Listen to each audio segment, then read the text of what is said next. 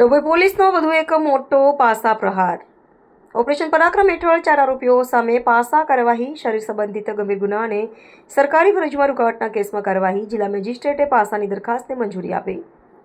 રાજપીપળા, વડોદરા અને ડભોઈમાંથી 4 આરોપીઓ ઝડપાયા. આરોપીઓને ભુજની પાદરા ખાસ જેલમાં મોકલવામાં આવ્યા. ઝડપાયેલા આરોપીઓમાં વારિસ અલી સૈયદ, સિકંદર ગરાસિયા, પરવેજ ઉર્ફે રાજા ગરાસિયા અને આસિફ અલી સૈયદનો સમાવેશ. ડીવાયએસપી આકાશ પટેલના માર્ગદર્શન હેઠળ કાર્યવાહી હાથ ધરાઈ. ડભોઈ પીઆઈ એટી પટેલ સહિત ડભોઈ પોલીસની ટીમે સફળ ઓપરેશન પાર પાડ્યું.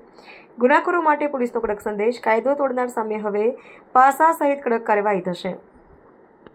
ડભોઈ પોલીસે 4 જેટલા પોલીસ હુમલાના આરોપીઓને પાદરાની જેલમાં ધકેલતા હડકંપ મચી ગયો છે.